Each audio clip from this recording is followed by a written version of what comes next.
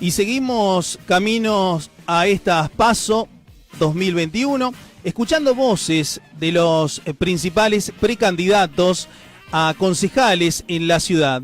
Por eso en esta ocasión vamos a hablar con Leonel Acosta, que es precandidato a concejal en el distrito La Plata por el Frente de Izquierda y de los Trabajadores, lista Unidad 10R. ¿Qué tal? Buen día, Leonel. Marcos Cardoso te saluda.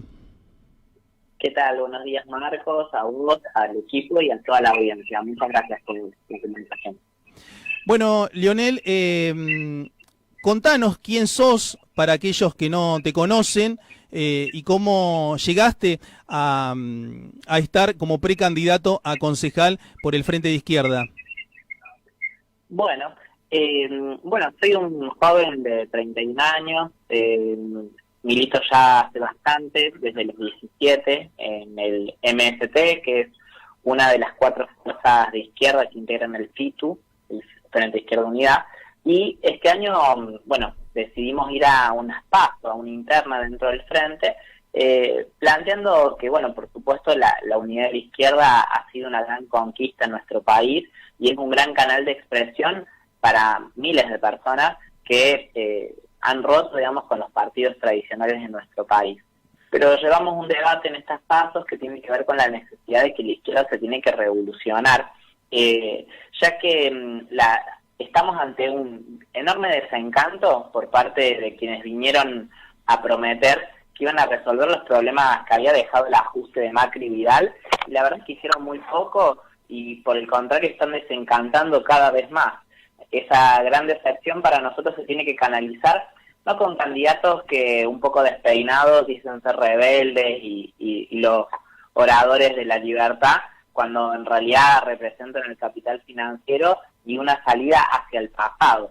Para nosotros la rebeldía, la necesidad de una transformación profunda de nuestro país, tiene que colocar en el centro, responder a las necesidades de la clase trabajadora y de la juventud, que hoy lamentablemente no tenemos futuro en este país que se ha vuelto inviable, ¿no?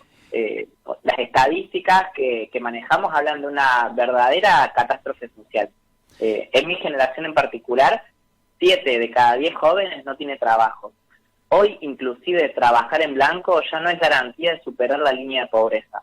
Y ese escenario a nivel municipal, por ejemplo, es el propio Estado el que alienta esta precarización, porque en el ámbito municipal, por ejemplo, un auxiliar de enfermería de un centro de salud cobra por debajo de la línea de indigencia. Entonces, son algunos de los aspectos que me motivaron a, sintiéndome parte de una generación que tiene una gran responsabilidad, que es la necesidad de hacer política en defensa propia, participar activamente llevando una voz crítica de la propia izquierda en estas PASO.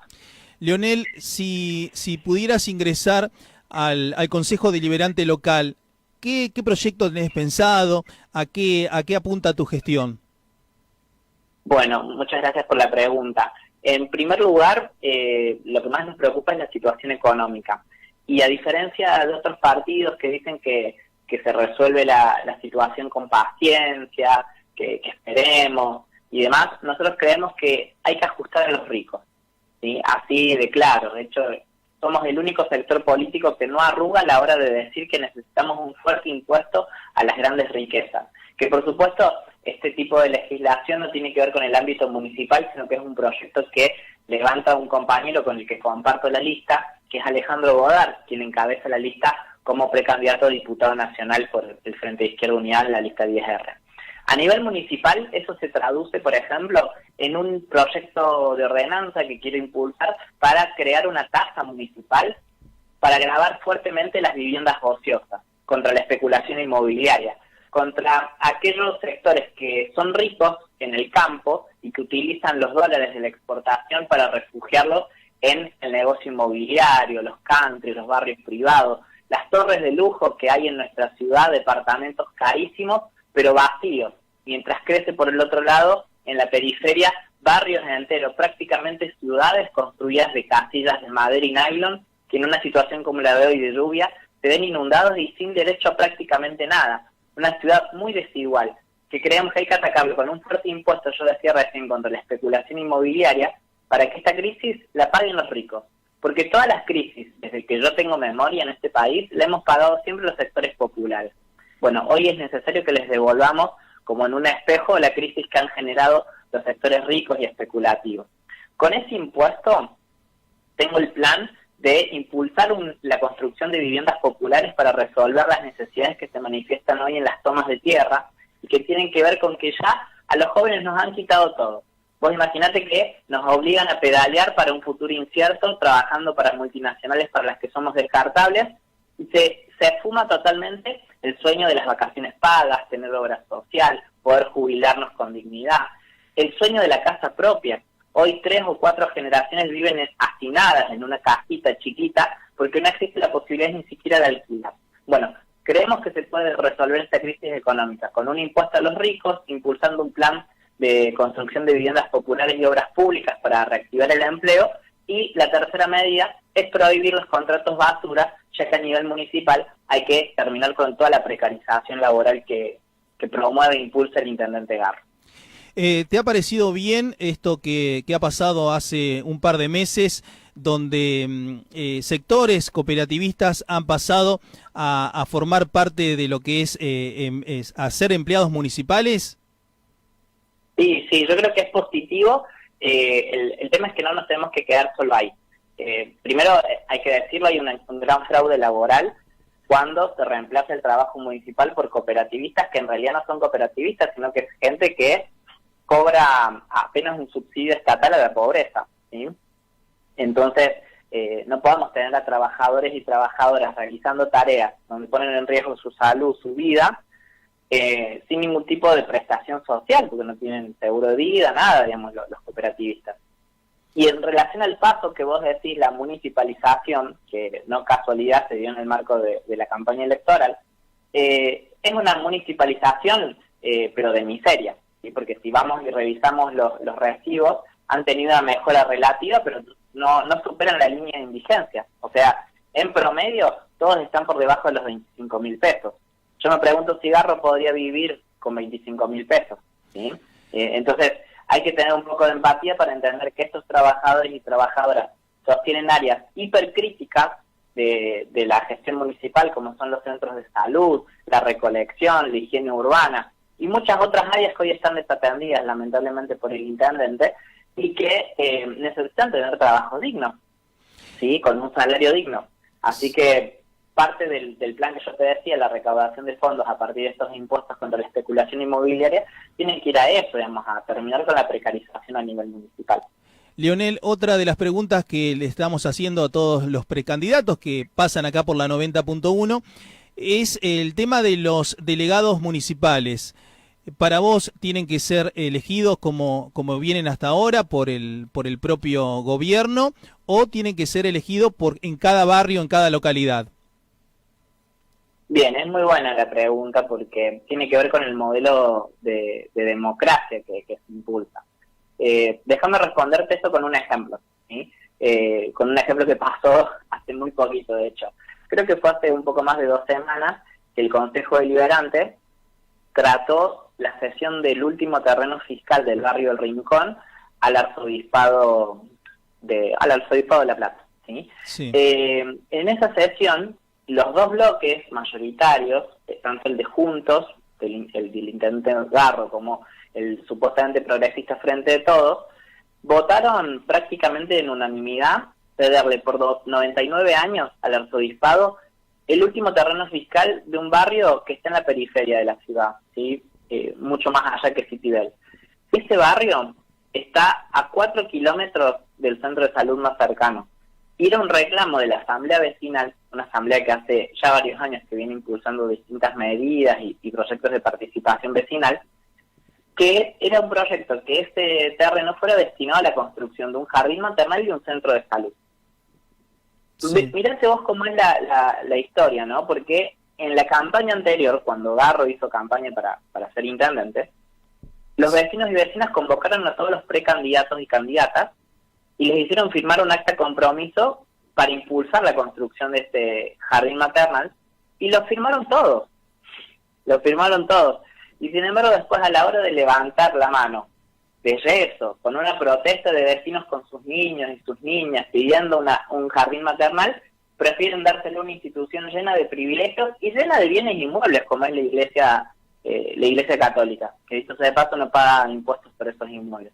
Entonces yo acá digo, ¿cuál es el modelo de democracia y de participación vecinal que promueven los que dicen ser representantes de la gente, pero no usan lo público? Cuando la gente plantea una necesidad social, privilegian a los intereses de algunas instituciones que claramente no viven como vive la gente. Y hoy tenemos a concejales, como en el caso de Tolosa Paz, que justamente en esta sesión levantó la mano, fue su última sesión como concejal platense. Digo, ella vive en un country, en el country más lujoso que tiene la ciudad, que es el country Gran Bel junto con el intendente Garro. Un country responsable de la contaminación del arroyo Rodríguez por sus conexiones cloacales clandestinas. Entonces yo digo, el modelo de democracia es este, donde tenemos políticos que deciden sobre lo público, pero no usan ni el hospital público, ni el transporte público, ni la escuela pública, votan presupuestos de hambre, cuando los vecinos reclaman, muchas veces, inclusive como en el caso de los manteros, tienen una política represiva, como en el caso de las tomas. Bueno, yo creo que la discusión de los delegados, y me fui, viste, un poco de eje, pero tenía que ver con esto, con plantear la necesidad de que acá necesitamos otro modelo de democracia que primero parte de terminar con los privilegios de la casta política. Hace falta mecanismos de participación directa donde los vecinos puedan decidir sobre cuestiones fundamentales del barrio a partir de plebiscitos, consultas populares, ¿sí? No pueden ser que solamente nos hagan elegir un concejal cada determinado tiempo, un intendente, pero después las principales decisiones jamás son consultadas a los vecinos. Entonces, sí, yo apuesto a una reforma donde los delegados y delegadas puedan ser elegidos por los vecindarios a través del voto secreto, pero como medida no puede ser una medida aislada, tiene que ser parte de todo un paquete, de un combo que vaya contra los privilegios de la casta política. Por último, recién nombraste a los manteros. En este último tiempo hubo una gran disputa entre los comerciantes que pagan sus impuestos y los manteros que tampoco, seguramente no quieren estar ahí vendiendo en la calle, pero es una gran disputa entre alguien que está cumpliendo con el municipio, que está pagando todos los impuestos, y con otra persona que le vende ahí en la puerta de su comercio. ¿Qué opinión tenés sobre esto? Bien, lo primero que hay que decir es que ninguna problemática social, como es la falta de trabajo o la economía de subsistencia, como implica ser un mantero, una mantera, un feriante, no podemos responder a ninguna de esas problemáticas con una política represiva, ¿sí? Entonces, todos los intentos de desalojo violentos, de incautación de sus materiales de trabajo y demás, tienen que ser totalmente repudiados. No podemos convalidar ninguna acción de este tipo por parte ni del municipio ni de la policía bonaerense, que han tenido varias acciones en común contra los manteros, que además tienen un fuerte sesgo racista, ¿no? Porque muchas veces van contra la comunidad senegalesa en particular, con más virulencia. En ese sentido, yo creo que lo primero es repudiar las acciones represivas, y lo segundo es convenir un diálogo con las partes, ¿sí? Porque es parcialmente cierto lo que voy a decir, los comerciantes pagan sus impuestos, pero los manteros y manteras también. O sea, con cada agua mineral que compras o alfajor que compras pagamos el 21% de IVA. O sea, todas las personas sufrimos un sistema tributario, un sistema de impuestos que es totalmente desigual, donde pagamos más los que menos tenemos, ¿sí? Y entre ellos los trabajadores de la economía informal, como pueden ser los manteros.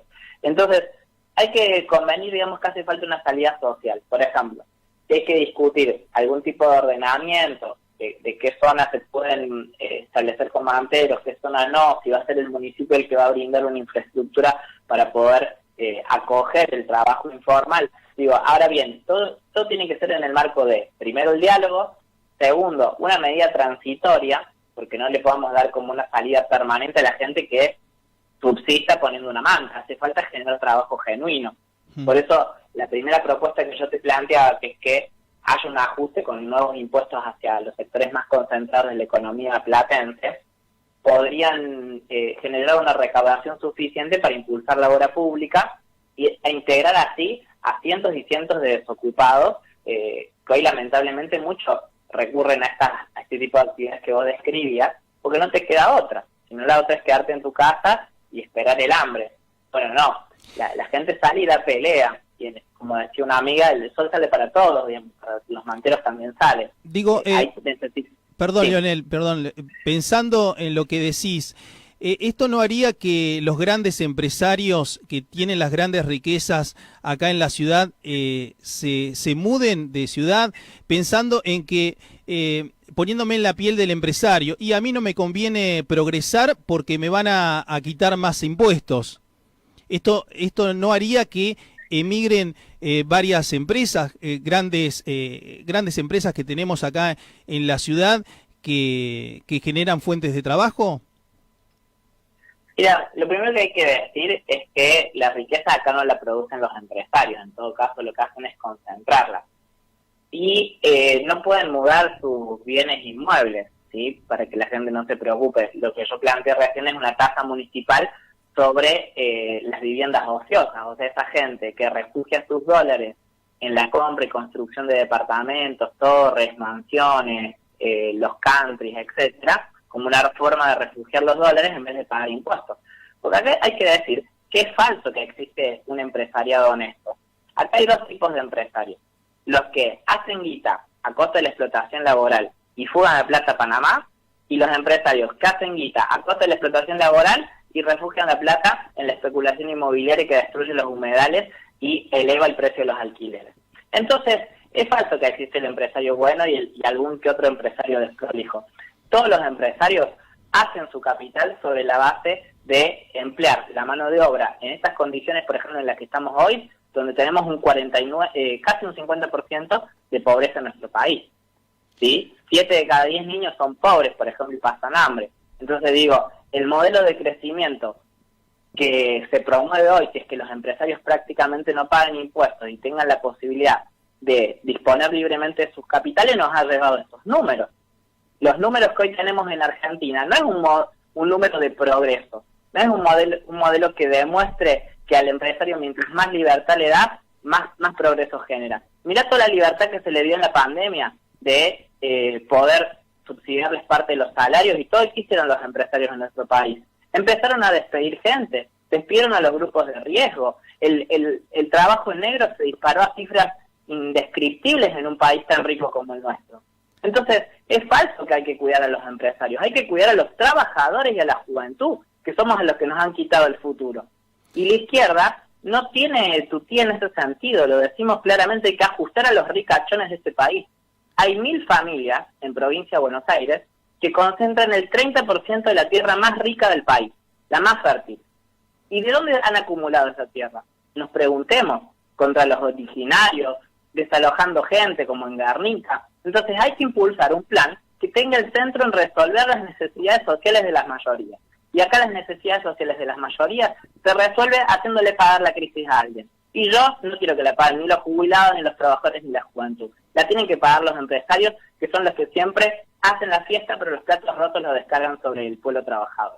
Bueno, Leonel, muchas gracias por esta comunicación. Contanos cómo te encontramos en el cuarto oscuro, cómo están conformados cada cuerpo de la lista. Bueno, muchas gracias. Bueno, primero encabeza la lista 10R, que se llama Revolucionemos la Izquierda, dentro del Frente Izquierda Unida. Le encabeza mi compañero Alejandro Godard y Vilma Ripoll a nivel de diputados nacionales. En la sección número 8, la octava, encabezan Patricia Ríos, que es una docente, y yo encabezo a nivel municipal, ¿sí? Leonel Acosta, por las dudas. Y bueno, como yo anticipaba antes, en el Frente de Izquierda vamos a una paso. El modelo que está en debate es cómo hacemos crecer a la izquierda superando el techo autoimpuesto del sectarismo, muchas veces una izquierda cerrada, que no le da espacio a los miles y miles de activistas que quieren hacer mucho más que solo votarnos. Así que en estas elecciones, quienes quieran revolucionar a la izquierda, tienen una voz en el cuarto oscuro, que es fortaleciendo la lista 10R, y si me permitís, paso un chivo nada más, que es que mañana vamos a estar haciendo nuestro cierre de campaña provincial a las 14 en Plaza Moreno. Así que a toda la gente que nos quiera acompañar también están invitadísimos. Vamos a estar todos los candidatos y candidatas de la región contando allí nuestras propuestas. Bueno, Leonel, esperemos charlar después de estas PASO para ver cómo es el camino hacia las elecciones generales. Bueno, mil gracias por el espacio, la verdad, me sentí muy cómodo y muy importante las preguntas que me fuiste realizando. Bueno, éxitos el día domingo. Adiós, que tengan buen día. Hasta luego. Hablamos con Leonel Acosta, que es precandidato a concejal por el Frente de Izquierda Unidad en la ciudad de La Plata. De lunes a viernes, de 8 a 12, te invitamos a escuchar Región Capital. Toda la actualidad con información, móviles, entrevistas, opinión y muy buena música. Por la 90.1 Keops FM. Conduce